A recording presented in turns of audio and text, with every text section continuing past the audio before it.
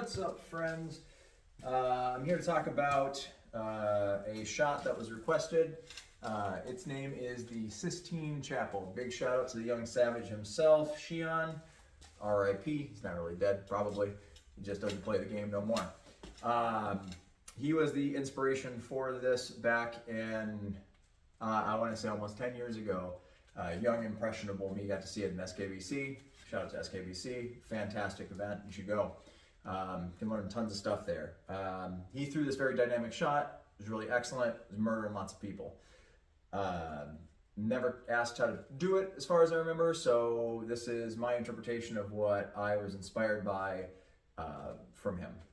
But shout out to your teachers everywhere, right? As requested by Raf, a company mate out in Seattle these days, I believe.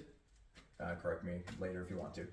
I will be using a heavy sword. I have a normal sword that I would use for weight, and then I don't have any rebars requested, but I do have my 16-ounce Beldag stick made by Sir Spicy out in the CK. Why is it 16 ounces? He's a funny guy. He made a 16-ounce sword for me. So, yeah, we'll run through this. I'll try not to make it too long-winded. Hopefully it's cool. This is going to be our Pell. You're probably wondering why we have this here.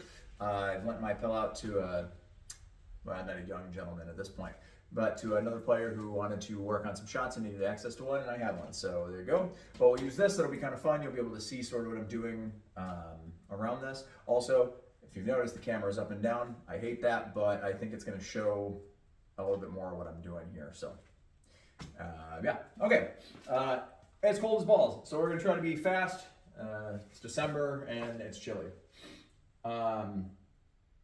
There is a lot to do to make this shot work. The Sistine Chapel is a work of art, which requires more than just a fancy hand movement to make it work. Sometimes you can be lazy about it, cool. You can do this with a punch shield, you can do it in single, you can do it in flow, you can do it in board, whatever. The premise is all kind of the same for everything.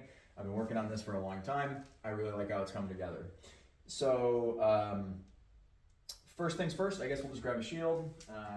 We can start with a dome, because originally this is what I would have been using. Now, what seems to happen is people must perceive this as being a dark side or something to that effect. I don't throw a dark side, generally. It's pretty rare that I'll even do one, so it's funny to see that it works for this reason. Perfect, right? Part of why it's going to work, it's a lot of exposition before we get to the actual shot. Part of why this works is people are overtrained anyways on shots, so half the work of having to condition somebody is already done by other players. They see someone go, ha-ha, dark side, ha-ha, dark side. Excellent. It's kind of hard to do with a dome. You can do it, but I don't generally do it. So an alternative here, and this is great for people who arm snipe. Here we are.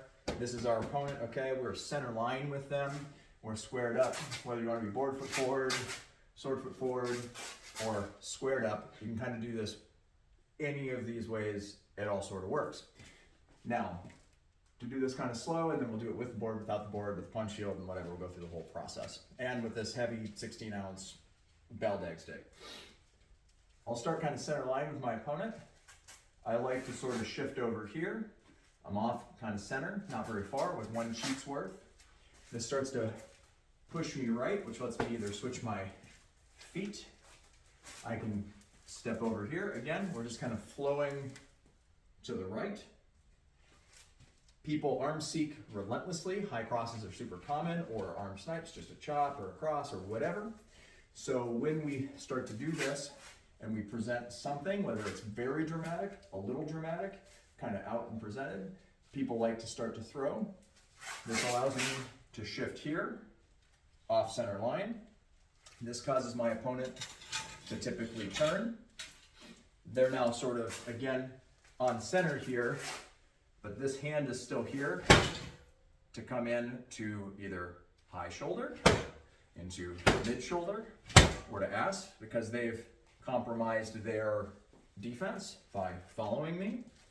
They've compromised their sword arm by trying to cut mine. So I can keep the shield across if I want. I can keep in the dome, I can stay pretty tight. I don't have to necessarily cheat this out, but you know, we've already flowed this way. Let's come over here, and when I do this motion, we're able to throw that. I generally punish people for following us around. This can be board shoulder, it can be kind of mid-back, and it can go to ass wrap instead. That's one of the variations that I like to do. I'll end up doing something like where I come through, and I'm still low, and so maybe we just finish on the ass instead. Otherwise, I'm here, boom, we're letting this thing flow through and catch my wrap in the mid. And then if they're really following me, we've ended up here, I kind of reloaded this to throw it into the board shoulder. But again, this is dependent on them continuing to follow me. I want them to make this rotation with me while I'm going this way. If they don't make the rotation, you have a ton of options, right? So this is really dependent on my positioning, the bait, and the fake that I present them. I don't generally bring it way under here. We'll just get rid of the board now to show kind of the, you know. So here's my hand where my board's generally chilling, somewhere in here. I'm kind of in this position for my board. We kind of stepped over here. Boom. You know, we're sort of in this position. Boom. Kind of in there. I'm only ever breaking about this plane. It's never really coming across to dark side. I don't generally dark side. I don't like dark side usually. They are not a bad shot. They're just not necessarily the shot for me. I don't like doing this and compromising too much of my defense, because if the goal is to just counter somebody who's crossing, we have options for that. We can do so many more things where we don't have to give up all of our defense for it. Obviously, somebody's totally committed, you can hit them. That's a different kind of thing. We can talk about that another time. So I digress. So here we are, kind of doing whatever, and you can get a bunch of smoke in between. It doesn't really matter. You do what makes sense. But we're still here on center. I've rolled off center. It could be a board shoulder, it could be that, it could be the sword side hip, whatever we want to do. Then we dark side even, if you like to throw them. You want people to believe it. I don't think it's required, whatever. But we're here. Bing, bing. And if I had my actual Pel, we'd be throwing something up here over the board shoulder. And typically while they turn. Okay, punch shield, let's go with that. Kudos. Shout out. This sword has lasted me quite a long time. Spice did a great job. Not that I cross-game too much, but I digress. Okay, so with punch shield, and I haven't thought about whether this is more or less effective because I'm using a punch. I've been putting a bunch of time into punch over the last couple of years now, I guess, but I haven't bothered to think about how my stuff is better or worse. I'm just kind of vibing, having fun. So anyways, we got our punch shield. We're here. We're able to be pretty dynamic with the shield. We can put it wherever we need to put it. Same idea. I'm still generally kind of vibing over this way. I can cheat this across more, but I want them to see this. If they're busy trying to snipe me, if they're busy trying to snipe my arm, then cool. It doesn't really matter what I'm doing with my board defense. I can put it wherever I want then. If they're not trying to snipe my arm, and I'm ending up in this position, and they're going board shoulder, I'm compromised, I'm gonna get hit.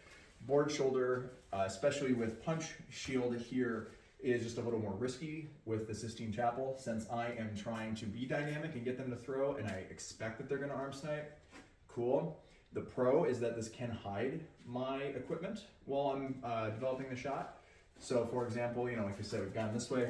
Here's my arm, they want to throw at it. We're underneath. I'm just kind of chilling here. The body bend is big. It really looks like I'm dynamically cutting off, especially when they can't necessarily see this. Like, what am I doing? And we're able to put this in, put this in, wherever. Okay.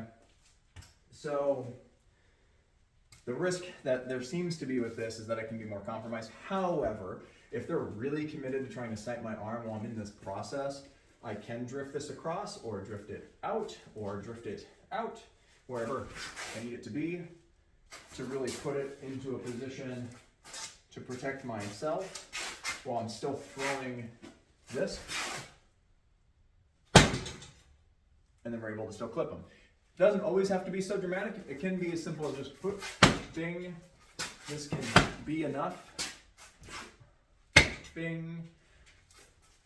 That all kind of works for me. There's just a ton of variation to throwing this shot that you can play with to really make it effective for you. And I guess I do dark side more with the punch shield. Like if, you know, we're talking about this whole shot, really working this thing out.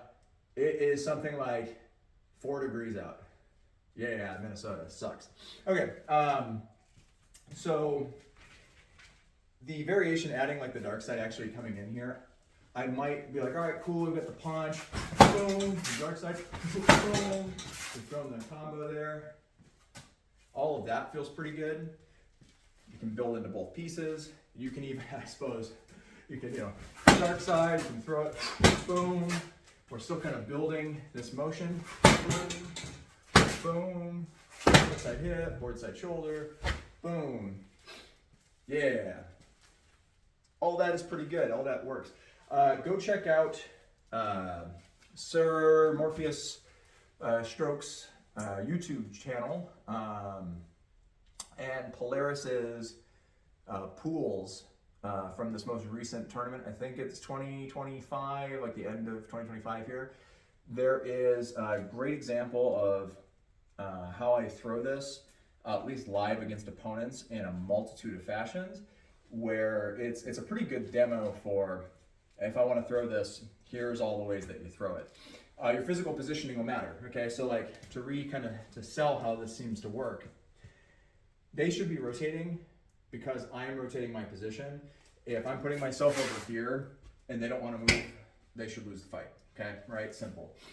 So they should move. Now, there's the right movement that they should do where they don't get punished for moving. But what people tend to do, and then, you know, I say they should, this is the response I'm hoping to solicit from them, is that they will rotate their person at this angle, or even so much as when I started that original step, they're rotating themselves here.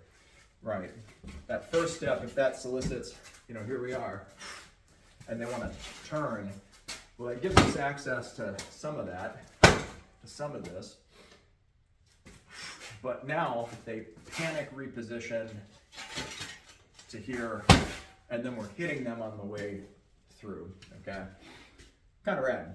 I had another point. Oh yeah. So if it doesn't work, like our point is that we're being pretty dynamic. You know, we're here, boom. We're back into this kind of punching, boom. We're still fighting, boom. We dark side, boom, and we get it. All of that dynamic movement is big. So like if you're going to stand and be stationary, it's not that it can't work. Do this. It can. It does. I do it. But that's part of why it's so deadly, is that you have the ability to mix and match it so much into so many different ways, into so many different speeds. It's very hard to read. And that's until recently a guy who didn't throw dark sides but kills tons and tons of people at every level will play with it. Okay, Florentine with it. Okay, we can still block these lanes, or we're kind of doing whatever. Boom. And I can still hit this kind of shot. We can still block down here. We're still back into it. Ding. Ding. And it just kind of turns into whatever it's going to be. It works. I like it. And if you really want, you can try to turn it into a stab, or you can just try to solicit a shot from them so you can throw whatever it is you're going to throw. You can try to do it with the left. I never do it with the left. I'm sure it's kind of the same thing where you're trying to come underneath. That's a foreign movement for me. So that's not something that I do personally, but you can try it, you can play around with it. Single sword, same spiel. We'll keep using this 16-ounce thing since that's what was requested. You can be in single, we're still kind of fighting. Ding. I've now pushed, jumped back, and hit him on that same side. Ding. This is still across my body, right? I still have my arm block. Still here to do whatever. We get to information seek. If they're just throwing across, we don't have to throw it. If they are doing anything on this side, cool. We're still attacking their open side, assuming they're not left-handed. And then even against lefties, you know, this now kind of looks like I'm going to throw my wrap at their outside hand. It might pull their hand across. and then we're right there to come back out on their outside arm, or into their hip, or whatever. I love it, it works there good for me. Then in the same way we build on these fakes, here we'll still throw this, and you can bring it back around across. You can apply, you got some kind of block, you can throw it in, you can do whatever. All of that still works. You can build it into stabs. It's fantastic, I love it. So yeah, that is my, gosh, I don't know how long, 15 minutes? That is my ramble on, that's cold. Woo. That's my little ramble on Sistine Chapel. Big shout out, anyone calling it something else is ridiculous. Sistine Chapel is a work of art. Must be artists out there, okay? If you have any questions, comments, concerns, hit me up. I'm always happy to talk about it. Hopefully this was what you guys were looking for, and I appreciate it.